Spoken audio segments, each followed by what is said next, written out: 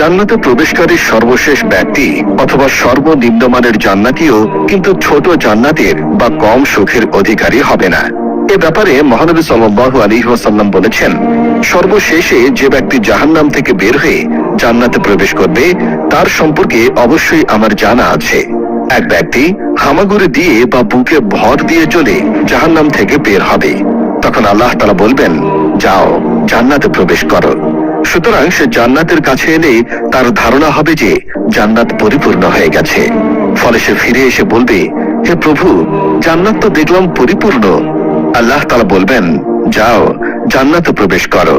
তখন সে জান্নাতের কাছে এলে তার ধারণা হবে যে জান্নাত তো ভরে গেছে।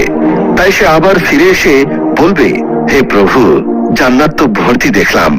তখন আল্লাহ তাআলা বলবেন, যাও জান্নাতে প্রবেশ করো। তোমার জন্য থাকলো পৃথিবীর সমতুল্য ও তার 10 গুণ পরিমাণ বিশাল জান্নাত, অথবা তোমার জন্য পৃথিবীর 10 গুণ পরিমাণ বিশাল জান্নাত রইল।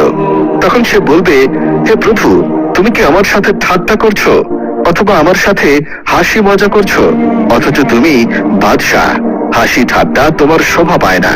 তখন আমি রাসূল সাল্লাল্লাহু আলাইহি ওয়াসাল্লামকে এমন ভাবে হাসতে দেখলাম যে তার চোয়ালের দাঁতগুলি প্রকাশিত হয়ে গেল। তিনি বললেন, এ হলো সর্বনিম্ন মানের জান্নাতি।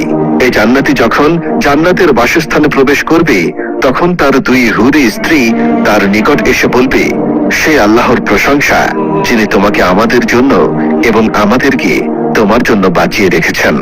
তখন সে বলবে, আমাকে যে দেওয়া হয়েছে তা অন্য কাউকে দেওয়া হয়নি। বিচার দিনে মুমিনরা মাত্র জোহর থেকে আসরের সময় অবধি অপেক্ষা করবে, অতঃপর তাদেরকে জান্নাতে প্রবেশাধিকার দেওয়া হবে। সে কি আনন্দের দিন, যেদিন ফেরেশতাগণ তাদেরকে সম্মানের সাথে চির সুখময় বেহেশতের দিকে দলে দলে পথ দেখিয়ে নিয়ে যাবেন। কত কষ্ট ভোগা দেখার পর যখন জান্নাতের দরজায় পৌঁছবে তখন ফেরেশতাগণ তাদেরকে সালাম ও স্বাগত জানাবেন। মহান আল্লাহ তাআলা বলেন, যারা তাদের প্রতিপালককে ভয় করে তাদেরকে দলে দলে জান্নাতের দিকে নিয়ে যাওয়া হবে। যখন তারা জান্নাতের নিকট